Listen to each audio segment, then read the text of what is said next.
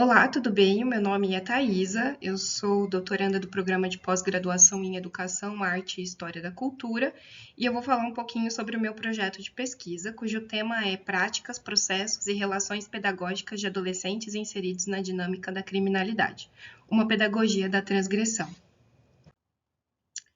Para a gente compreender o tema de pesquisa, eu quero repensar alguns conceitos.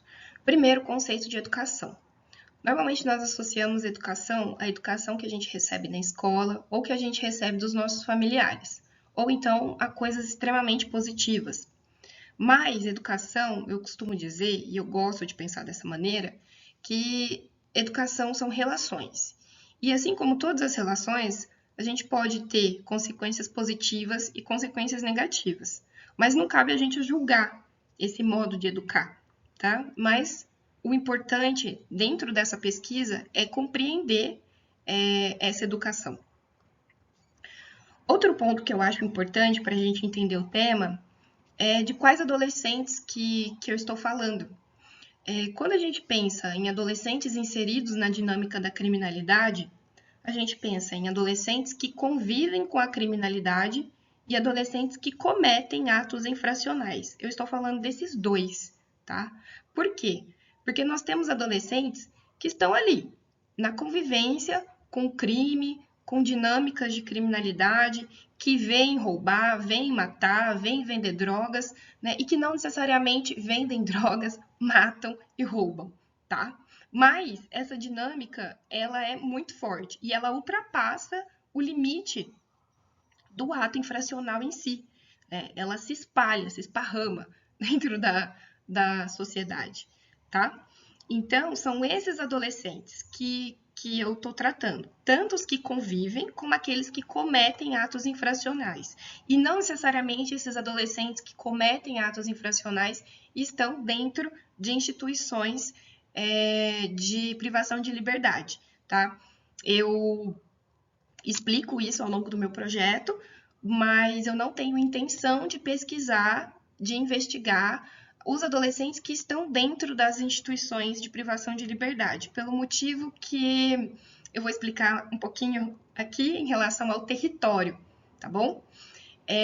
Eu gosto de pensar assim, quando eu falo dentro do território da criminalidade, respondendo essas perguntas aqui. Qual o lugar de origem da população em privação de liberdade? Então, antes dela estar em privação, né, de liberdade, onde ela estava? E qual o lugar que a população em privação de liberdade, quando conclui o período de reclusão, retorna? Para onde elas vão?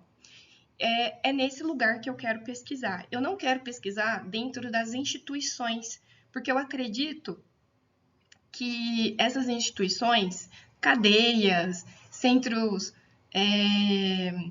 de acolhimento, né, a criança e adolescente em cumprimento de medida socioeducativa, aqui no estado de São Paulo, a Fundação Casa, por exemplo, eu acredito que isso possa inibir esses adolescentes a responderem, ou então a, a me explicar como é que isso funciona, né?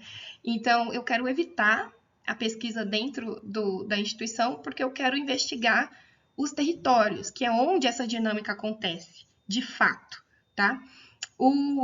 A instituição eu vejo como uma consequência, o comportamento, a dinâmica que tem dentro das instituições é um reflexo daquilo que acontece na rua, no dia a dia, no território. E quando eu penso na dinâmica da criminalidade, é uma forma da gente retomar o conceito que eu falei, né, de quais adolescentes que eu estou investigando, é a gente pensar onde a criminalidade acontece. E pensando onde a criminalidade acontece, é ali que está o dia a dia, a dinâmica, né? A tratativa, certo? É onde ocorre, sem nenhum trocadilho. Mas é basicamente isso, tá bom?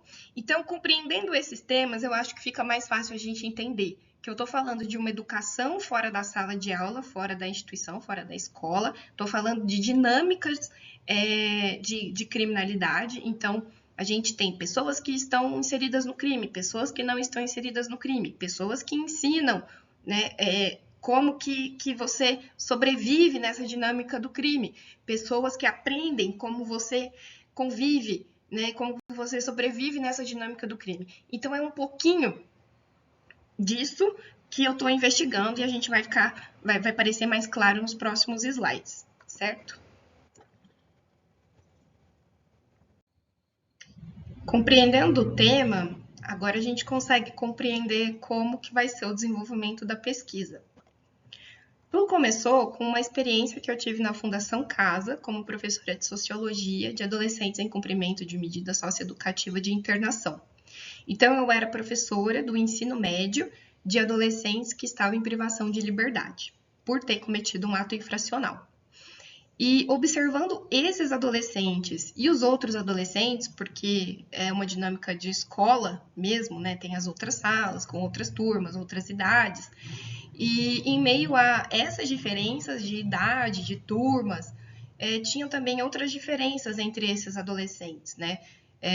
O território que eles vinham eram territórios diferentes, as condições econômicas, políticas, né, sociais, a própria formação política, social, eram muito diferentes, mas todos traziam elementos comuns. E aí, esses elementos comuns me causavam certa perplexidade. Então, havia uma diversidade, mas haviam modos de ser, de estar, de enfrentar o mundo semelhantes. E o que mais me chocavam eram as posturas morais e éticas, né? Elas eram muito bem definidas e compartilhadas. Todos sabiam como agir diante de determinado fato, né? Todos sabiam o que era certo e o que era errado e tinham isso muito bem definido, assim, o que para eles era certo e errado, todos compartilhavam dessa mesma compreensão.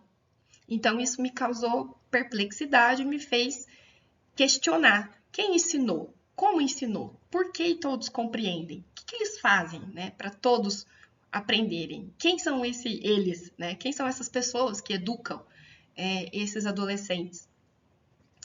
E então, né, eu desenhei a pesquisa e eu pretendo fazer uma análise bibliográfica, então entender aí o que os teóricos e os estudiosos estão